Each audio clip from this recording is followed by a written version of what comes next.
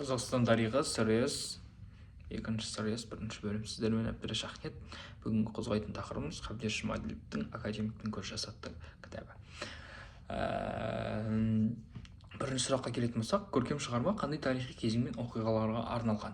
Көркем шығарма сол тарихи кезеңі 19-20 ғасырдың 20 жылдарынан басталған ашаршылық кезіне тап келеді. Көркем шығармадағы ең главный кейіпкер біздің Қаныш Сәтбаев. Қаныш Сәтбаев сол жылдары қазақ даласының жер асты қойнауындағы байлықтарын ақтарып, зерттеп, толықтыра алмай жүрген кезде сол жердің үсті аласапыран басқаша үрдіс қалыптасып кеткен еді қазақ халқында. Ол үшін бір ғана шарт, сөйтіп мыңғырған мал, мыңғырған жер және де ойын күлкі қазақтың 40 күн бітпес тойы, солардың бәрін бір сәтте жоғарғы деңгейден төменгі деңгейге түсіріп жүр. 6 миллион халқы бар қазақтың ашаршылықта тең жартысы аштан қырылып өлді дегендей дәйектер бар. Және де шығарманың тарихи кезеңі 1920 жылдардан басталса, сол ашаршылық кезіне. Біз не үшін ашаршылық кезеңіне тап болдық? Қазақтар негізі өздері сол ашаршылық кезеңге алып келген деседі. Неге десеңіз, ол кездері бір-бірімен алауыздылық халықта, бір-бірімен алауыздылық, бір-бірімен деген сыйыспаушылық, бірінің артын бірін қуып, бірінің артын бірін қазып, сөйтіп нағыз себептердің бірі, мысалға айта кететін болсақ, кітаптан үзінді 1925 жылы Тұрар Рысқұлов Сталинге хат жазады. Сталин өзімен өлердегісін айтып хат жазады.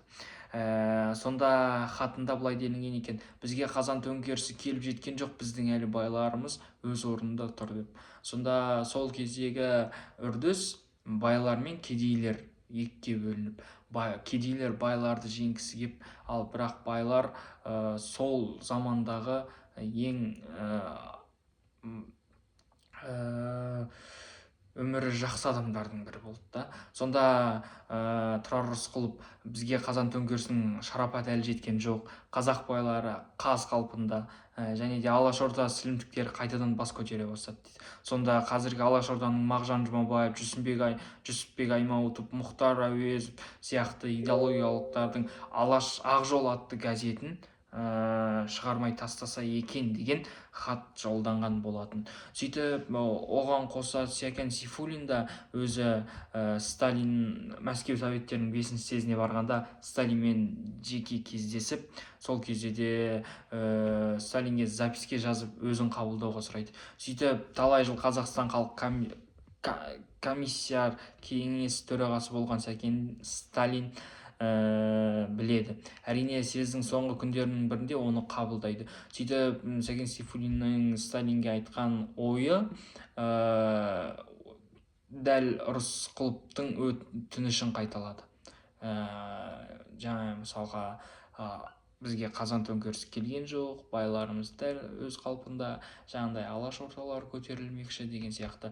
Мәселен, Қазақстанда Совет өкіметінің орнатқанына мен қазір қызметсіз жүрмін деп өзінің арызын айта бастады. Сөйтіп ол осы большевиктер тобына қосылғысы келеді. Сөйтіп білімін сұрайды. Білімім Сәкен Сейфуллиннің білімі бар болғаны мұғалімдер семинариясын бітірген болатын. Сөйтіп большевиктерге білімің аз емес, бірақ та сен тәжірибелі кадрлар ол жақта да керек деп өз еліне қайтармақшы болады. Сталин Сейфуллинді өз еліне қайтармақшы. Сөйтіп Сәкенді қайтарады. Бірақ та сол кезде Сталин Сәкенге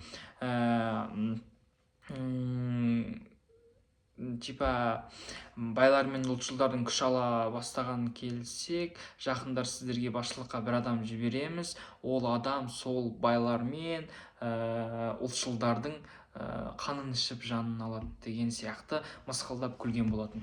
Сонда май сұрасаң міне құйрық дегендей, қыркүйек айында Қазақстан басшысы болып Голошекин келеді. Ол өзіне отандар жоқ, имандар жоқ, бұралқы ит үргенмен жағады дегендей ылғи асыра сілтеумен қатты бір жауыз адамның бірі болып қалады. Сөйтіп ол қазақ еліне келеді. Сөйтіп қазақ елі мысалға өзі тып-тыныш, өзі берекесімен ұйымшыл халық болатын жағдайда Голошекиннің идеологиясы мүмкін өтпес пе еді дегендей. Керісінше қазақ елі Голошекин келген кезде қалай болды? Әрқайсысы өзінің сылтауын айтып, Голошекиннің алдында байларын жамандап, байлар кедейлерді жамандап, біреуі ұлтшылдықты қорғап, біреуі алаш зияткерлерін жамандап, бірін-бірі жамандап, кім ұлтшыл, кім байшыл, кім діншіл, кім түрікшіл сенім ұстанады, соның барлығын Голошекиннің алдына жайып салады. Сөйтіп таба мынандайдан надан халық болар екен-ау дегендей қарқылдап күліпті Голошекин. Сөйтіп Сәкен Сейфуллиннің сол уақытта тар жол тайғақ кешу атты ғұмырнамалық кітабы шыға келеді. Сөйтіп оны Голошекин сол қазақ халқының басты құралы етінде сол Сәкен Сейфуллиннің тар жол тайғақ кешу атты кітабын өзінің алғашқы құралдары ретінде пайдаланады. Сөйтіп Голошекин Сталинге хабарлайды. Шын мәнінде бұл халыққа қазан төңкерісі жетпеген екен. Қазан төңкерісі жетпегендіктен мен бұларға кіші қазан төңкерісін жасайын. Қазан төңкерісі жетпегендіктен мен бұларға кіші қазан төңкерісін жасайын деген екен. Сөйтіп Сталин ол шешімді құп көреді. Сенің бастамаңды қолдаймын, төңкерісіңді жасай бер, сені сол үшін жібердік дегендей Голошекинге. Міне сол кіші қазан төңкерісі нәтижесі 6 миллионнан асатын қазақтың қақ жарымын аштан өлсе, тағы 1 миллион шекар асып, шағын шетелдерге ауып кетті. Есіл-дерті жезқазған мысына ауып кеткен Қаныш Сәтпаев қоғамда не болып жатқан дер кезінде қадағалай алған жоқ болатын. Сөйтіп Ұлытау өңірі, Жезді, Қарсақбай өңірінде аш-аламан жұртқа толып кетті. Сөйтіп олар Орынбор, Омбы дейтін орыстарға қарай иіле бастады. Бірақ сонда да біздің ашаршылық халқымызды көп зиян тигізді.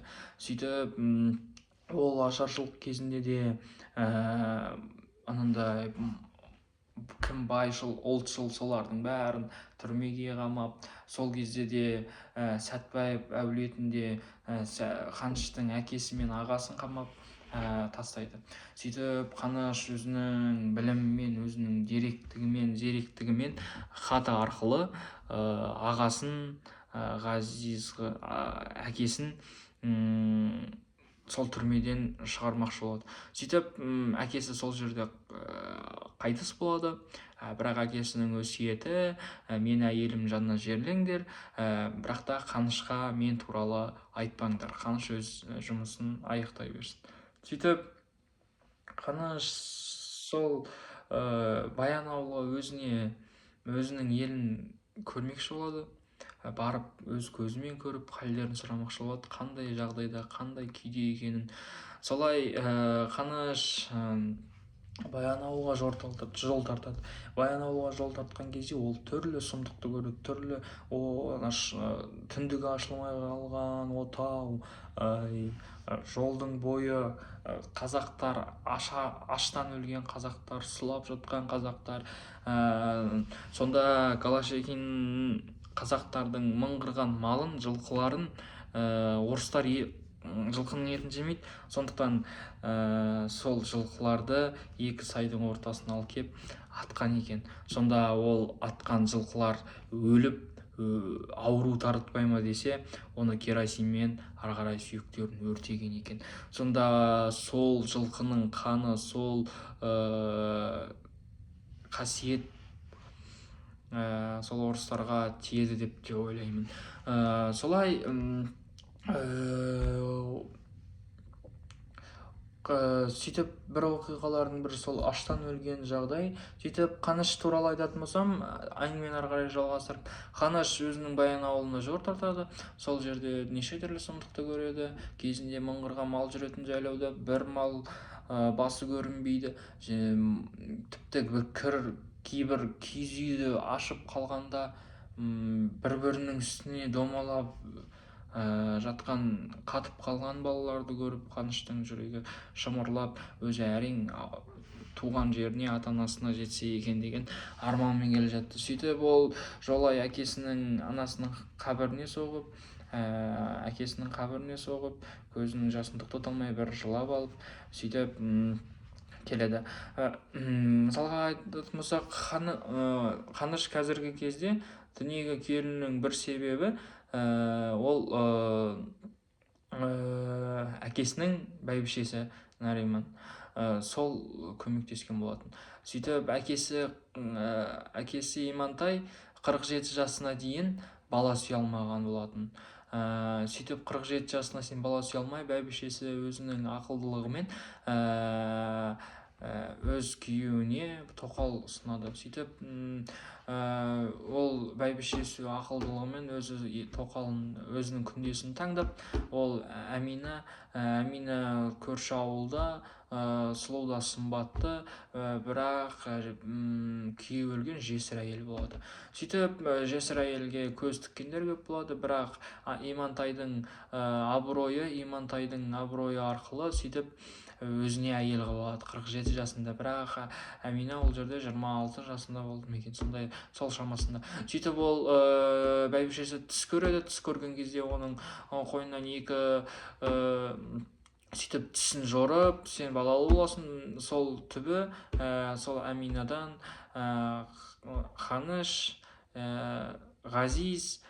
Ғазиза дейтін бір ұл, екі қыз пайда болады. Сөйтіп сол ағасы ол кезде сол ашаршылық кезінде омбыға жол тартып кеткен екен. Оны Қанышқа хат арқылы жібереді. Сөйтіп Қаныш өзінің бірақ әкесі бала сүймей тұрып, Нарисман ағасының баласын асырап алған болатығын. Сөйтіп сол Нарисманға барып, өзінің бауырларын бүйтіп сүйек болып қалған ашаршылықтан өлейін деп тұрған бауырларын 15-20 бала шақты жинап алып, өзінің тұрып атқан жағына алып кетеді. Сөйтіп жолай Ғазиза әпкесінің үйіне соғады, бірақ сол кезде 3 күн бұрын Ғазиза әпкесі қайтыс болады. Солай оның 2 баласы болады, Кемел мен Рашид.